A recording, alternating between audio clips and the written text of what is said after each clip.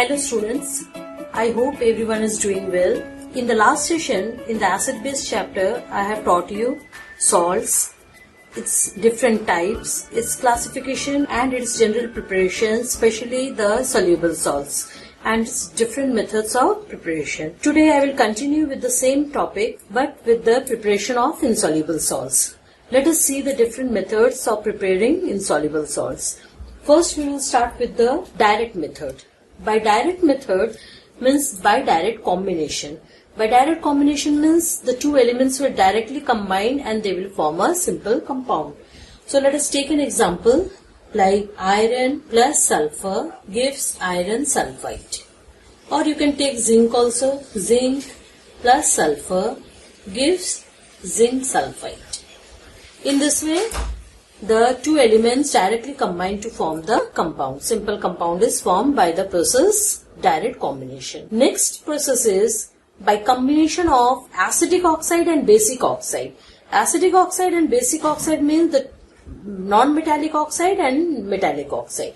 So non-metallic oxide we can take an example of SO2 plus metallic oxide we can take CaO. Okay, so this is and they form a compound CaSO3. Or we can take a very good example of our day-to-day life, that is CO2 plus CaO forms a marble chips, that is the CaCO3. Now the next is the double decomposition. Double decomposition are of two types, out of which one is the precipitation reaction. The precipitation reaction is what? In which one of the product will be a precipitate. So in this reaction, let us see one example. In the precipitation reaction, we will take two soluble salts which will react with each other and they will form, one of the salt will be soluble, one will be forming the precipitate. Let us take an example. AgNO3, you know all salts of nitrate and nitrates are soluble in water, plus HCl, they gives AgCl, it is a white precipitate, plus HNO3. So in this way we understand that it is a precipitate reaction because one of the compound we find that it is a double decomposition because the radicals exchange their valences. Okay, exchange their radicals. See, Ag took the Cl and NO3 took the H. Now exchange their radicals. So double decomposition means that. Now in this category, by double decomposition, we can also take the double decomposition. We will see that one more example we will find here, that insoluble salts can also be prepared by another insoluble salt by the process double decomposition. For this we need some example to be explained clearly. So first example we will take here, lead sulfate from lead carbonate. But directly it can be prepared. No, directly it cannot be prepared. It needs a medium. Who will be the medium? One soluble salt will be the medium. Let us take an example. Lead sulfate from lead carbonate. So lead carbonate, PbCO3, lead carbonate, when reacts with HNO3, it gives PbNO3 whole 2 plus H2O plus CO2.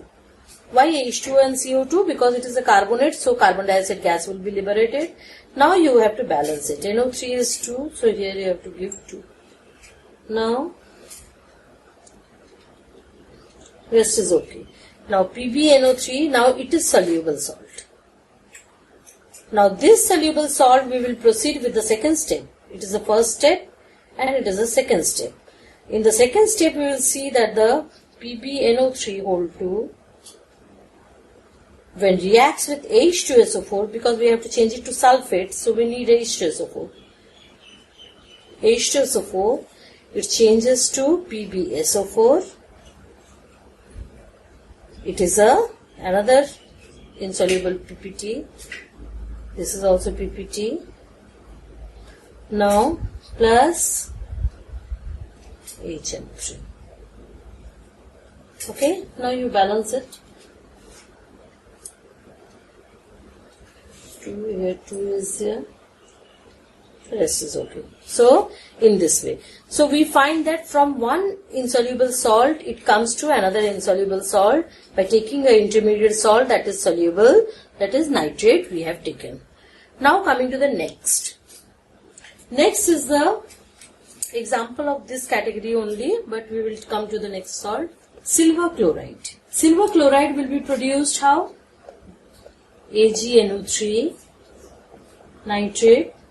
When reacts with acid, it will give what?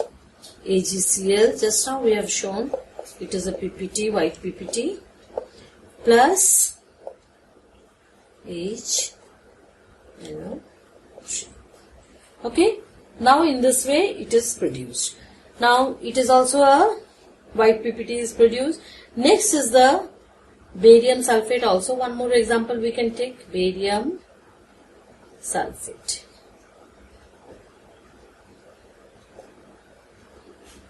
Now barium sulfate is also a insoluble salt.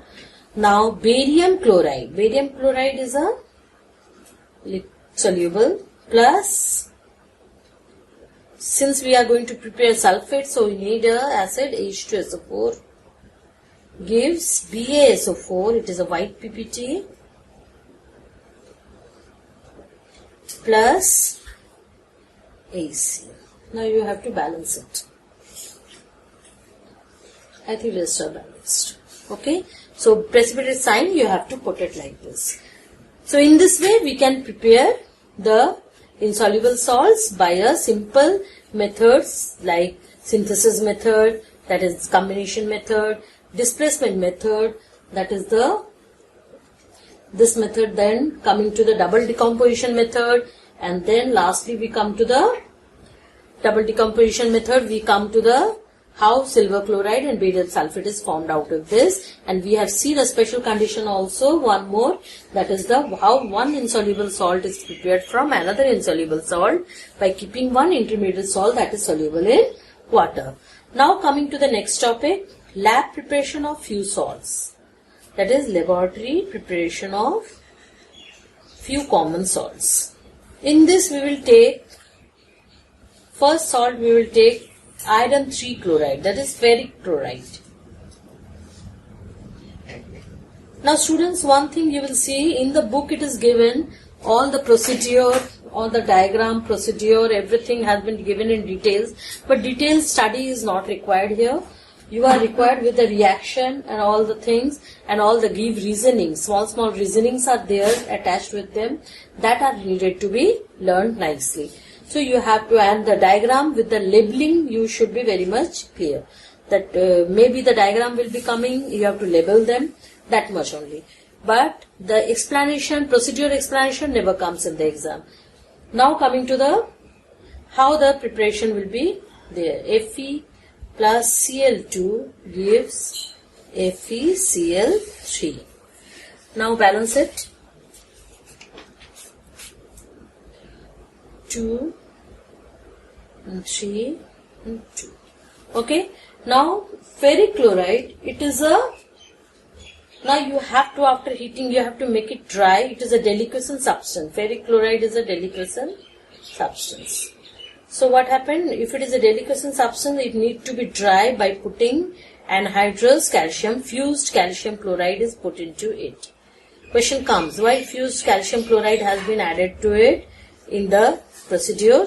So that the ferric chloride, which absorbs the solution and change them into, after absorbing moisture from the air, it changes into solution form.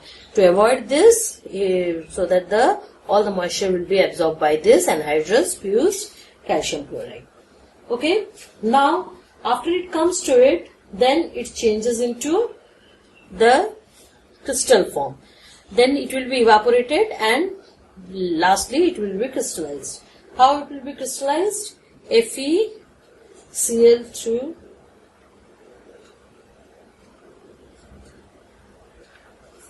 dot 6H2O. It will be formed. And when you will change it, FeCl2, it produces what? It is the crystal form. After changing into evaporation and crystallization, it will form. Now coming to the next salt, we come to the zinc sulfate or iron 2 sulfate. These two salts, ferric chloride, has been done by the process what? It is the combination process. This process has been taken place by the combination. You see, they combine together and form it. Now in the second process, whether I take iron 2 sulfide or I take iron 2 sulfate, or I can take in place of iron zinc sulfate, both will take which process? Displacement process. Okay, which method it will take? Displacement method. Now displacement means what? The higher activity series metal will displace the lower activity series metal from their salt. So since these two metals are above hydrogen, they will displace hydrogen from their salt. So let us see the example. So what will be the example? Zn plus H2SO4 gives ZnSO4 plus H2. It has replaced the H2 from its salt, and H2 is now in the form of gas. It will come out. Now after that, when it will be extra, it will be coming out, it will now need to be evaporate and crystallize. So ZnSO4 plus fixed amount of water is there, 7H2O. It will change to crystals of ZnSO4 dot 7H2. It is also known as, and the shape will be what? Needle-like structures. Crystals will be formed, and it is also known as white vitro. Similarly, with the zinc sulfate, I have shown you now with the iron 2 sulfate, that is ferrous sulfate, FeSO4. How will you show? Fe plus H2, same process, H2SO4, it will form FeSO4 plus H2, that is hydrogen gas will be given, and this FeSO4 when will be fixed with the, attached with the, when evaporated and crystallized with the water, and it will be forming two crystals to FeSO4 dot 7H2O. And this is what? Since the color of ferrous is pale green in color, it is known as green vitro. Got it? So these two methods are being used by the process called displacement method or displacement reaction. Next salt we will see with the lead chloride, and the next one we will see with the calcium carbonate. But which method will be used here? Double decomposition method will be used here. Okay, let's see the first one, lead chloride. How lead chloride will be prepared? First, we will take two soluble salts. You know, double decomposition precipitate will be formed. How will be? Lead chloride is a precipitate, so it will be formed when two aqueous solution will be taken. So all nitrates are soluble, so we are taking lead nitrate plus ACl gives lead chloride plus, it is a precipitate, plus